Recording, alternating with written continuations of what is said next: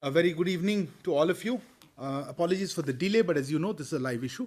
We are here today on a very special briefing on the Operation Ganga that has been launched to bring back our fellow brethren, citizens and students who are stranded in Ukraine. To give us the in-depth analysis and a situation where we are and what is the details of the operation as it stands today. I have really a privilege, as you can see, all the key people who are involved in it, starting with, of course, Foreign Secretary Sir, Shri Vardhan Shringla. I also have the privilege of having Shri Sanjay Verma, incoming Secretary West in the Ministry of External Affairs.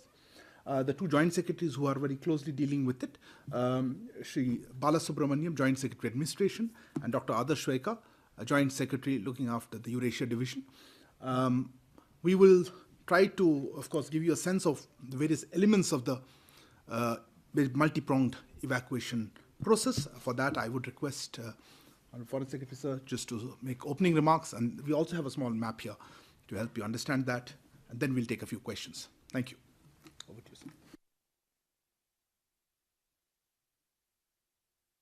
sir. Namaskar and good evening. At our last press briefing, we did say that we will try and arrange as frequent briefings on the situation in Ukraine, in particular regarding the well-being of our citizens as often as possible. So we appreciate your being here on a Sunday evening. As you know, Government of India has launched a multi-pronged evacuation plan entitled Operation Ganga to evacuate our citizens stranded in Ukraine. This evacuation process will be at government cost, given the emergency situation prevailing. You are also aware that our embassy in Kiev as well as our ministry in Delhi had issued a number of advisories prior to the situation developing as we know it now. At that time, requesting Indian citizens to leave Ukraine. 4,000 of our nationals had left before the conflict pursuant to these advisories. We estimated at that time that about 15,000 of our citizens were left in Ukraine when Op Ganga commenced. Since the airspace in Ukraine was closed after the conflict commenced, we identified land evacuation options through 4 neighboring countries: Hungary, Poland, Romania, and Slovakia. Specific border crossing points were identified with each of these countries, and the MEA had deployed teams, Russian-speaking officers, to go there and to assist in the evacuation process. We had also asked our embassy in Kiev, and they established a 24/7 control room, and we have done the same in our ministry in Delhi.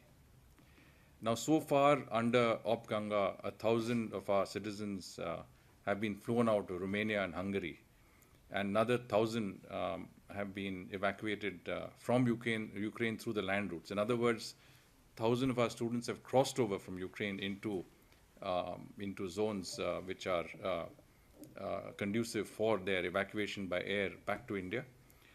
Flights for these evacuees are being organized, and in a short while I'll show you the flights that we have planned over the next 24 to 48 hours.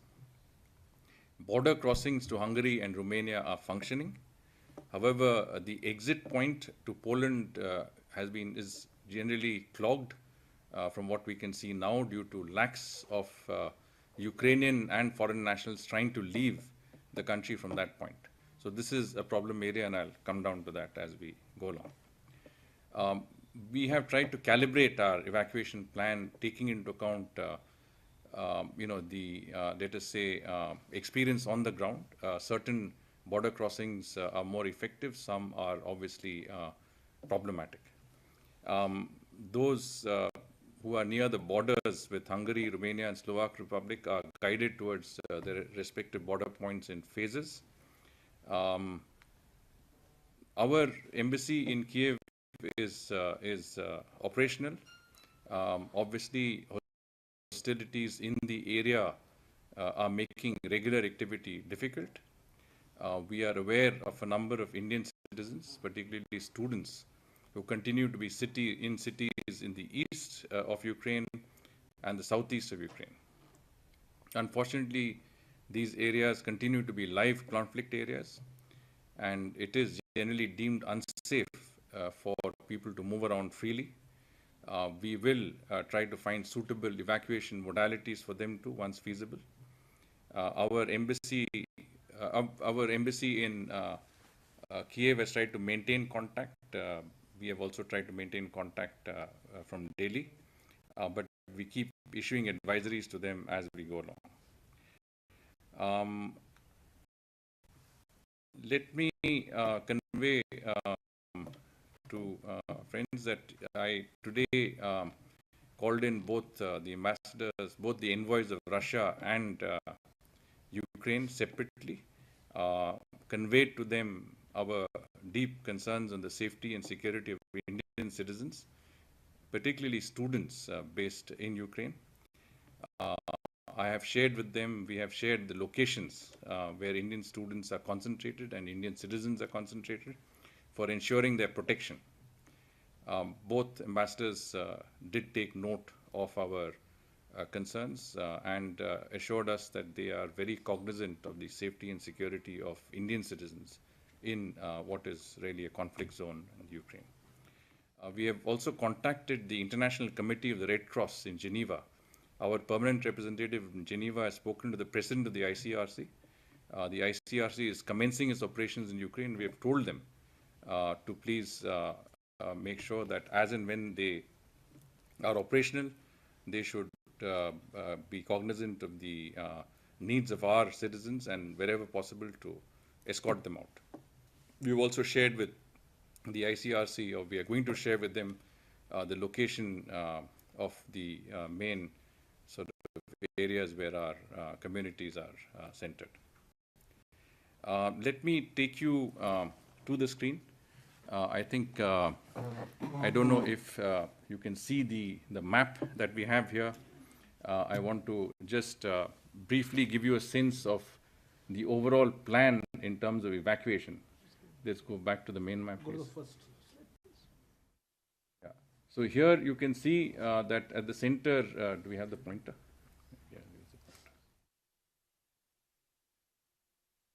You can see Kiev at the center.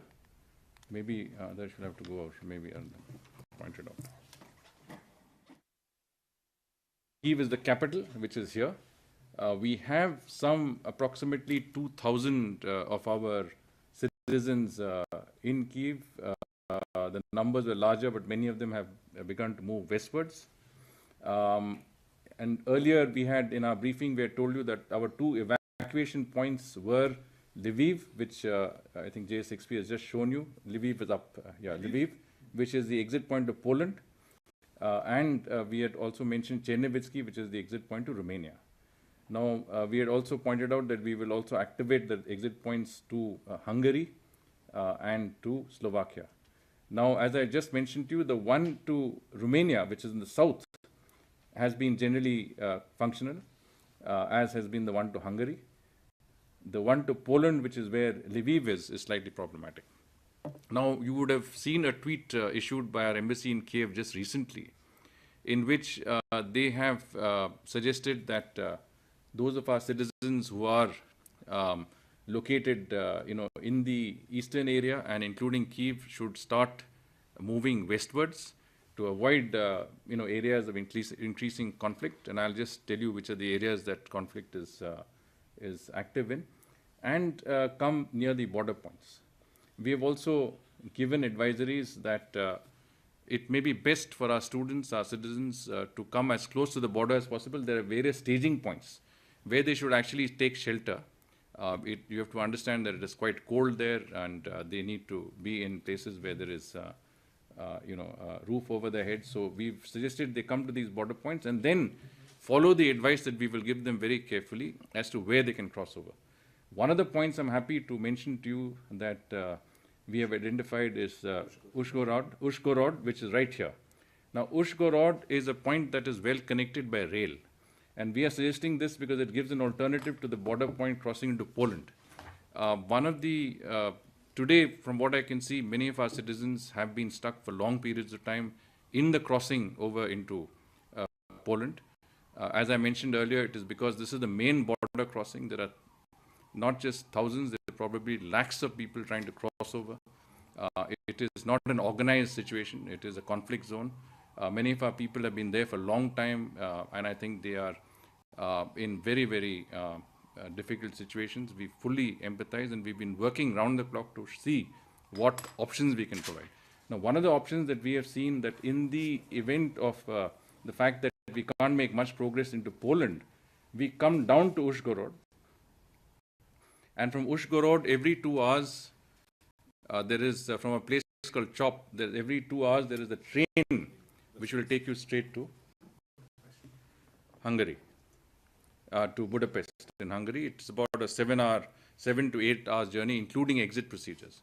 So this is a direct train, and this might be an option that we are recommending to our people. So let me summarize what I'm saying is that we are asking our citizens to move westwards. There are also trains from Kyiv. There are other options that you can take, road and rail. Move towards the west. Take the most appropriate, border staging points as areas that you can move out from, and then, leave the country in accordance with the advisories that we will issue. Now, we have groups of our citizens who are crossing the border. All along on these 4 countries, we have our teams, embassy teams that are there to assist them in the border crossings in each and every of these countries. And as we speak, we are also sending more people to these embassies to facilitate that process. We have a problem staying in the places within Ukraine because we've been asked to move out from the area. We have to, as I said, remember that there is a martial law in Ukraine, that there is a situation which is not normal, and as a result of which we are not exactly in control of how we can operate and what we can do. The other modification we have made is that we had shared the cell numbers of our teams that are in, mobile teams that are in operations along the border areas. We found that it was not feasible for our teams to both function as well as to take calls. So we have established hotlines in each of our embassies, each of the areas, 4 countries that are involved. And those hotlines will be the interface between our citizens and those of our teams that are actually there to assist in the border points and facilitate the crossings. The ministry would also take out a 24/7 hotline, which would be open in terms of social media. We would provide inputs, advisories, guidance as often as possible. So please look out for that. Now, let me also point out that the area around Kyiv seems to be a conflict area. The area in the east of Ukraine, which is Kharkiv, Suma, and down, of course, these are all conflict areas. And then if you come down towards the Crimea, you see the Odessa area, these are conflict areas. And here, obviously, our advice is to stay as carefully within shelters as possible, unless we advise otherwise. We have sent a team now, that is the latest development. Our External Affairs Minister has spoken to the Foreign Minister of Moldova. Yesterday he spoke to the Foreign Minister of Hungary. And we have sent, we will have a team in Moldova in place by tomorrow morning. This team will facilitate the crossings of our citizens who are around Odessa and that area, because that is a problematic area also. And we will try and facilitate the crossings into Moldova and then Romania, where they can be picked up to be brought back to India.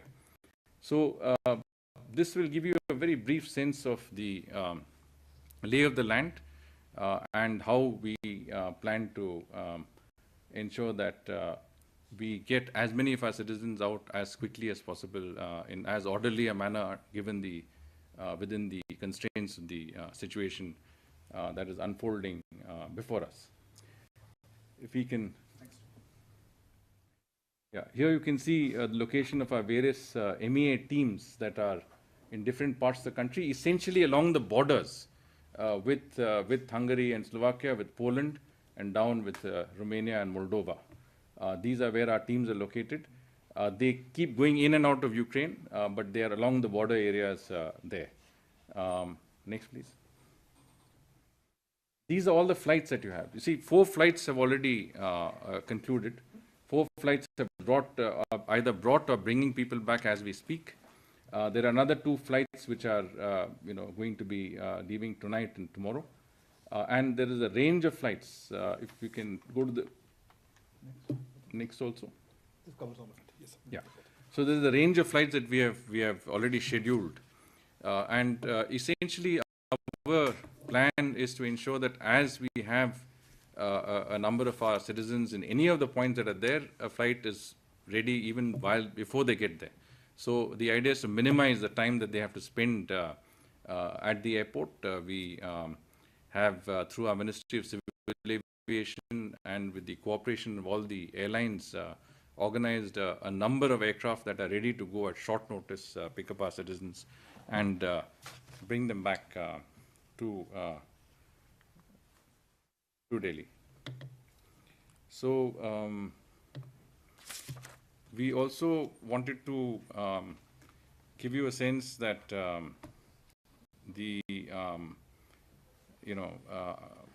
fact that this is not the easiest situation that we can deal with. I know that there is a lot of concern from the point of view of parents, family members of those who are there. The Ministry of External Affairs, under the direct supervision of the External Affairs Minister and the overall guidance of the Prime Minister, is doing everything possible to make sure that the safety, security and the interests of our citizens in Ukraine are given the highest priority. The essential points that we wanted to make was that we are innovating on the ground as we speak. We are taking the steps necessary that would ensure that we have the best possible options before us as we keep moving along. One more point, yes, which I wanted to add. If we can go back to the map, we will see, if you go to the areas of Kharkiv and Suma in the eastern part of Ukraine. Now, these are conflict areas, and we have asked our people to stay as safe and secure as possible.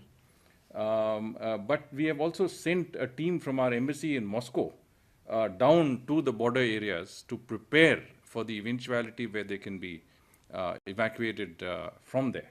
In other words, we are arranging accommodation, we are mapping out routes, we are looking at transport. So we are doing what we can to get them out as and when we can. I already mentioned that the International Committee of the Red Cross is also working with us, and they will also be on the ground there. This is a conflict zone, and we have to be very cognizant of that factor.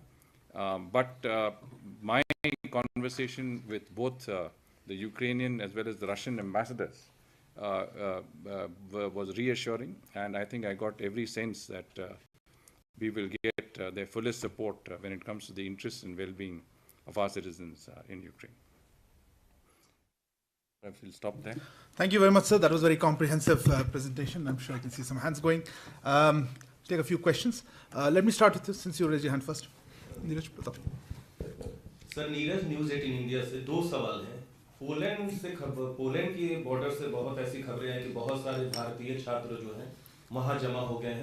उनको निकालने के लिए क्या कोशिश हो रही है? और अभी आपने एक महत्वपूर्ण बात की. अभी हम लोग थोड़ी देर पहले एयरपोर्ट पे थे, वहां बहुत सारे लोग कह रहे थे कि भारत ऐसा क्यों नहीं करता कि रशिया के रास्ते बहुत सारे छात्रों को निकालता है, खरकिव में जो फंसे हैं, सुमी में जो फंसे. तो आपने जो जिक्र किया कि आपकी टीम वहां उस इलाके में भी पहुंच रही है, बॉर्डर एरिया में, उसको हमारे सामने हिंदी में भी रख दे, क्योंकि जो लोग हैं, बहुत सारे लोग हरियाणा हिंदी भाषी प्रदेशों के, वो जानना चाहते हैं कि रूस से आखिर क्यों नहीं कोशिश की जा रही है, रूस के माध्यम से.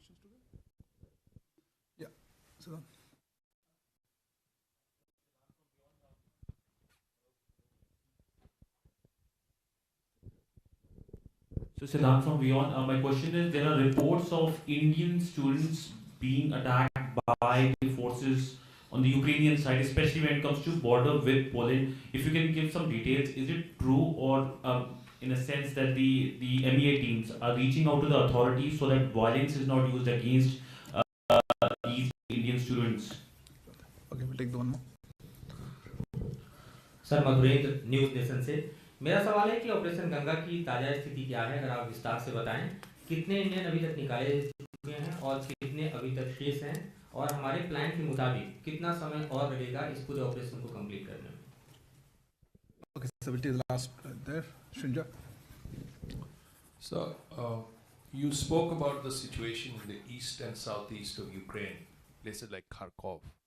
Now, could you tell us, please, how many Indians, including students, are there in an area that you would say is east of Ukraine or southeast of Ukraine, of the 15,000 or 14,000 left?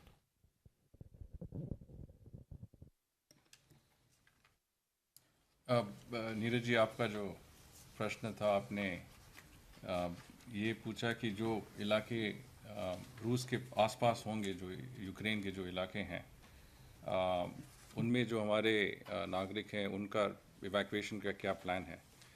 तो इसमें मैंने आपको बताया कि हमने हमारे embassy जो Moscow में है, वहाँ के एक टीम जो कि हमारे फर्स्ट सेक्रेटरी और उस लेवल के लोग को हमने भेजा है, ताकि जितना भी वो एरिया है वहाँ का पूरी तरह मैपिंग हो जाए। वहाँ के लोगों को मिल के जो इंतज़ाम हमें एडवांस में करना है, ट्रांसपोर्टेशन का इंतज़ाम, रहने का इंतज़ाम, खाने पीने का इंतज़ाम, वो सब पहले से हम तैयार करें। अभी तो ये कॉन्फ्लिक्ट जोन है। जैसे हमें सूचना मिलेगा कि इस एरिया से हम हमारे नागरिकों को इवैक्यूएट कर सकते हैं, तो वो ऑप गंगा वहाँ पे ऑपरेशनल हो जाएगा। हमारी यही उम्मीद है। और मैंने आपको कहा कि मेरी आज दोनों यूक्रेनियन एम्बेसडर और रशियन राजदूत से भी मुलाकात हुई। उनको मैंने यही पूरी तरह मैंने इनका समर्थन मांगा कि जो हमारे नागरिक हैं यूक्रेन में, इनका देखभाल, इनका सुरक्षा, ये हमारे लिए 100% प्रायोरिटी है, और उनको भी इसका पूरी तरह ध्यान देना होगा। तो उन्होंने मुझे आश्वासन दिया कि वो सब उनकी तरफ से जो कुछ कर सकते हैं स्थिति देखते हुए वो ज़रूर करेंगे, कि हमारे जो लोग हैं उनका जो सेफ्टी पर उनका जो इवैक्यूएशन प्रोसीजर्स है उस पर भी उनकी तरफ से पूरी तरह हमें समर्थन और सहायता मिलेगी। आपने पोलैंड का बॉर्डर के बारे में बात किया। उसमें हमने देखा कि काफ़ी हमारे स्टूडेंट्स, हमारे नागरिक हैं जो वहाँ पे फंसे हुए हैं, क्योंकि ये मेन बॉर्डर क्रॉसिंग है। लाखों लोग इस बॉर्डर क्रॉसिंग से निकल रहे हैं यूक्रेन से बाहर। वहाँ पे काफ़ी भीड़ लगी हुई है, काफ़ी ट्रैफिक जैम लगे हुए हैं। तो उसमें इस स्थिति में काफ़ी डिलेज हो रहे हैं, और ये हमारे नागरिकों के लिए काफ़ी परेशानी दिला रही है।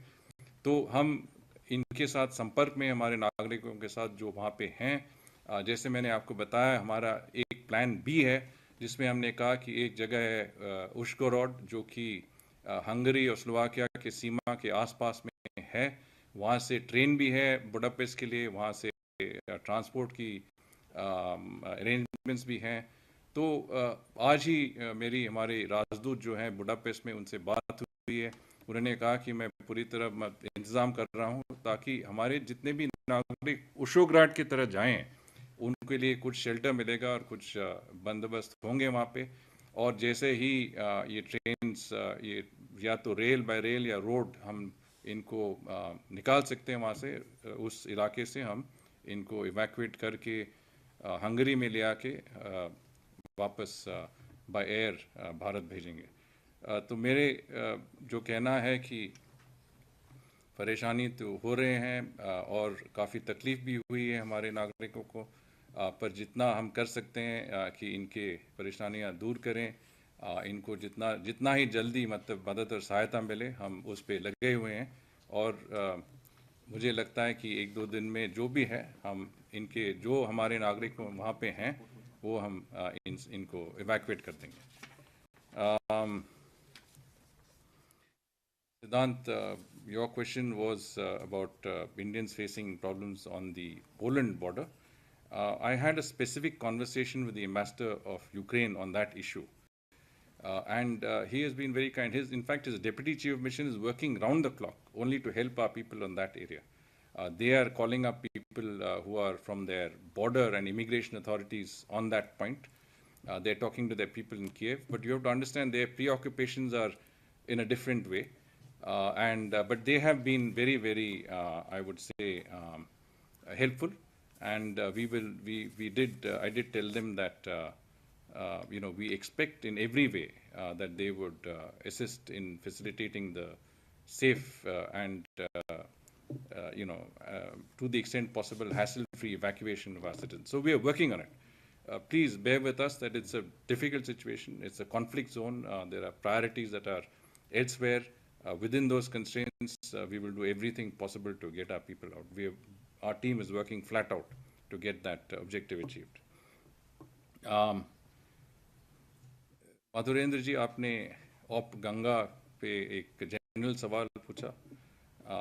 यूक्रेन में तनाव की स्थिति उभरते ही आपको बताया कि भारत सरकार ने भारतीयों को और खासकर से हमारे स्टूडेंट्स को सुरक्षित वापस लाने के लिए ऑपरेशन गंगा शुरू कर दिया है. जैसे कि आप जानते हैं, यूक्रेन के पश्चिमी इलाके से भारतीय और पड़ोसी देश जैसे कि रोमानिया, हंगरी, पोलैंड और स्लोवाकिया गणतंत्र के रास्ते से बाहर निकाला जा रहा है. इन सीमाओं के नज़दीक कैंप ऑफिस तैनात की जा रही हैं और सीमाओं पर हमारी और मंत्रालय की टीम 24 घंटे वहाँ पे मौजूद हैं. अभी तक 1000 से अधिक लोगों को रोमानिया और हंगरी से रास्ते से सुरक्षित निकालकर वापस लाया जा चुका है और इन बॉर्डर पॉइंट में से भारतीयों को देश से बाहर निकालने की प्रक्रिया जारी है. आपने देखा होगा कि इन सीमाओं पर बाहर निकलने के लिए बहुत भारी मात्रा से लोग जमा और यूक्रेनियन इमिग्रेशन को प्रोसेस करने में देरी हो रही है. इसका एक कारण भी है, जैसे मैंने बताया अभी, कि यूक्रेन वहाँ पे मार्शल लॉ भी लगी हुई है और इसके कारण से कुछ वहाँ पे डिलेज हो रहे हैं. तो ऑप गंगा का शुरुआत अच्छी तरह हुआ है. 4 फ्लाइट्स वहाँ से निकल गए हैं. 2 फ्लाइट्स आज वहाँ से रवाना होंगे और मैंने आपको स्क्रीन पे दिखाया कि काफ़ी सारे फ्लाइट्स शेड्यूल हो गए हैं अगले 24 घंटों के लिए. और इसके बाद भी हमारी काफ़ी एडवांस प्लानिंग हो रहा है, जिससे जैसे हमारे नागरिक यूक्रेन से निकलते हैं उनको जहाज़ में बैठा के हम भारत वापस ले आना चाहते हैं, जल्दी से जल्दी वापस ले आना चाहते हैं. Shri, you had a question on the number of our citizens in east and southeast of Ukraine. It is difficult to estimate numbers, but I would say at least a couple of thousand of our citizens are in that area, spread out between Kharkiv, Suma, and the areas of southeast Ukraine, including Odessa. I did mention our plans for securing their return. I think the Odessa area, Moldova offers us as an option. I did mention that when our External Affairs Minister spoke to the Moldovan Foreign Minister, he was very reassuring, and I think we should be able to use that route to facilitate the evacuation of our citizens from that area of southeastern Ukraine. Our team from MEA, which has gone, will be in place in Moldova tomorrow morning. Similarly, we are looking at facilitating some evacuation from the eastern side. Our teams from Moscow have gone across the border areas. We will do what we can in this at this juncture. Thank you, sir. Next round of questions. Okay, please.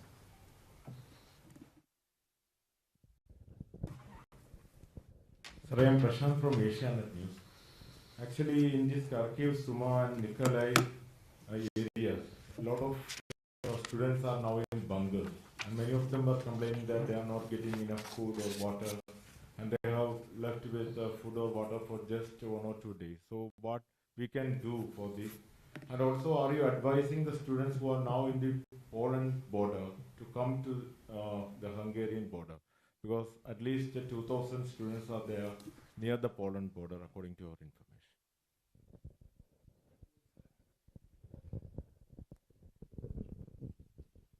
So Devi Rupa from The Wire. This is regarding yesterday PM spoke to the Ukrainian president and expressed deep anguish at the loss of lives. So can we now expect India to condemn the Russia's military invasion of Ukraine? Thanks. Follow-up question? Okay, follow-up question there? Okay. The Indian Prime Minister has said that India is willing to do anything that it takes to establish peace in that region. So, is it possible that India would like to extend a helping hand to Mr. Zelensky, and probably, perhaps, because he's looking for a neutral venue for meeting the Russian representatives? Could India provide that venue? Please introduce yourself. I'm Kalol Yes. from the Hindu. Thank you.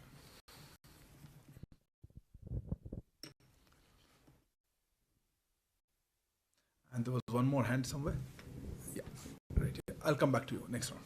So many countries earlier had also, I'm Meghna from DD News, many countries have already shut their embassies in Kyiv, and pertaining to the dire situation there, do we have plans of shifting our embassy because the situation is getting even worse? Okay, so next round we'll have a couple of questions. You have the last question? Anybody else the questions? No, okay, then we'll just finish it with this. So Ranjana from UNI, you said a team from Moscow is going, so are they going to Kharkiv or around the area to, like are they entering Kharkiv, because the Russian forces entered there and there are a lot of explosions and a lot of tension there, so are they entering Kharkiv? Because according to students there, when we saw the videos, one student said there were 7,000 Indian students in Kharkiv, 7,000, that is what he said. So, and they have run out of food and water.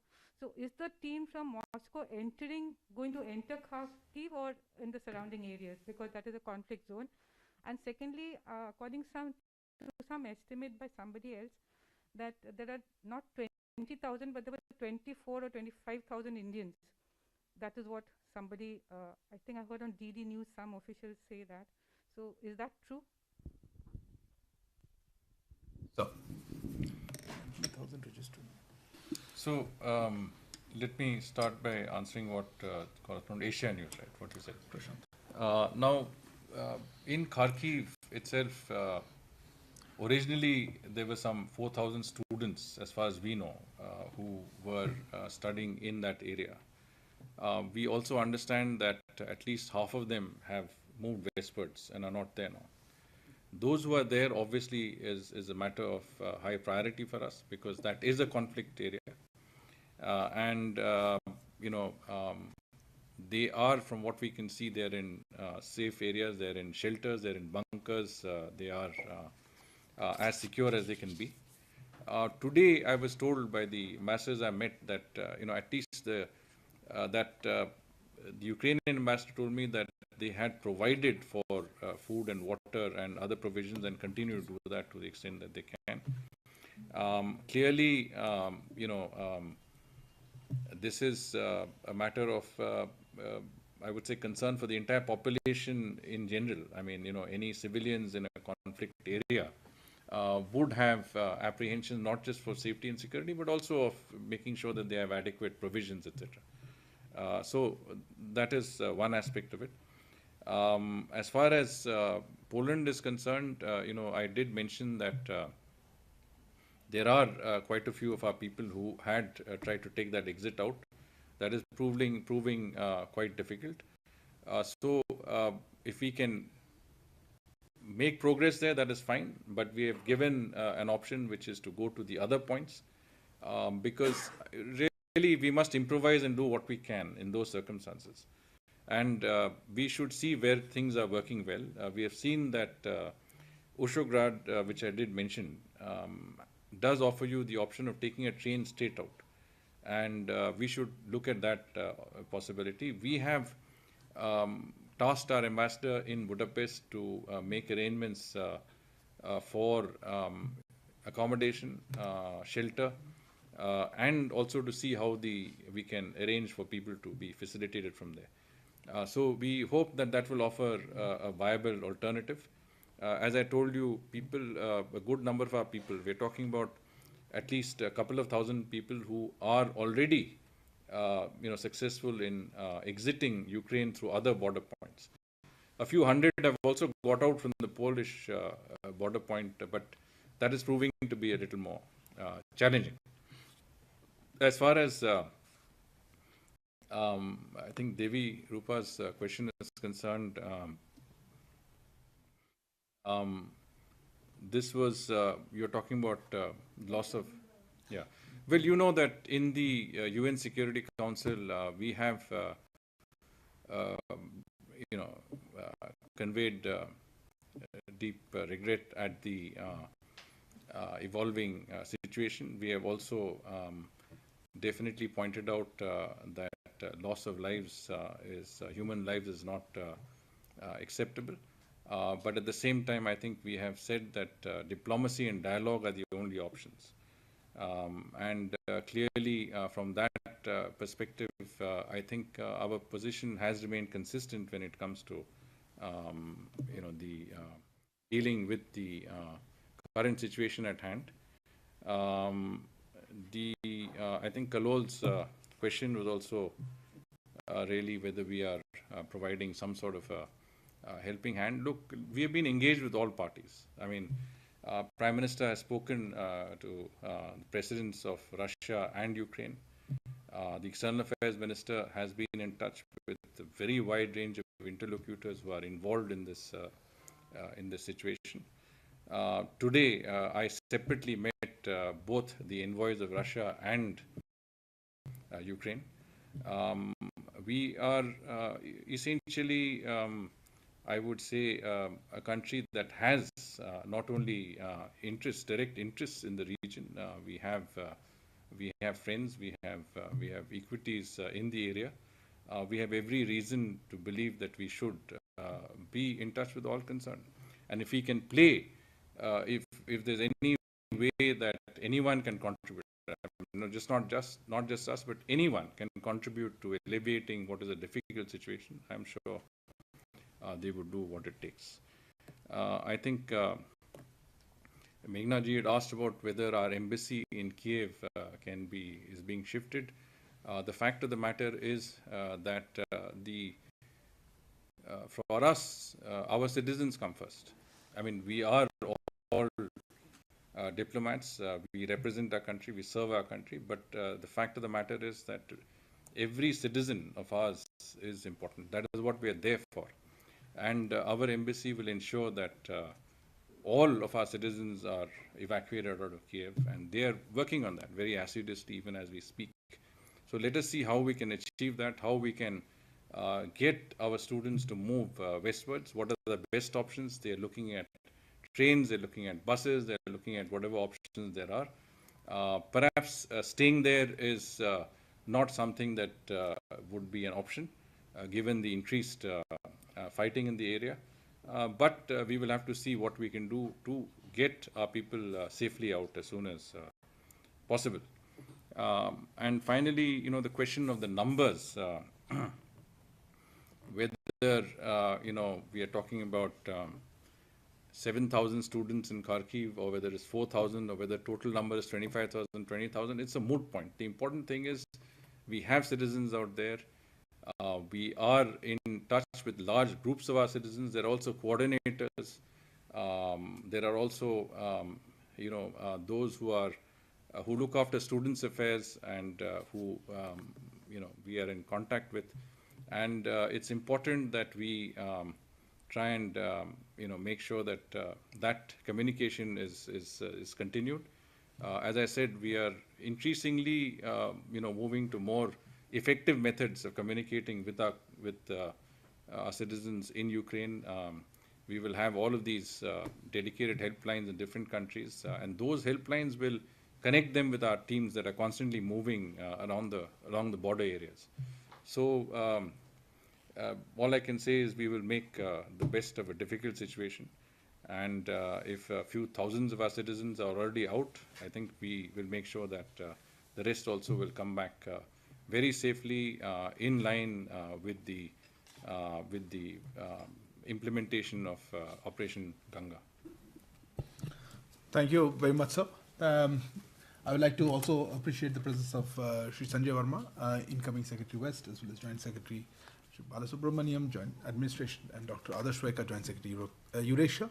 Please note that this is a very evolving situation, and our social media handles, our websites, Facebook pages, and other social media accounts of our embassies in Kyiv, in Budapest, in Slovakia, in Romania, as well as in Poland, are issuing advisories. Please monitor that. Of course, the Ministry of External Affairs handles. We'll try to collate, as Foreign Secretary announced, through new handles so that it makes it easier.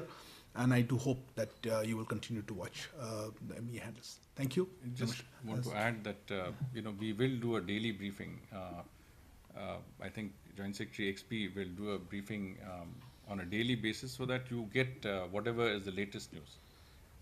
So it will give you an update authentically from the XP side, and so please stay tuned to our daily readout of the situation.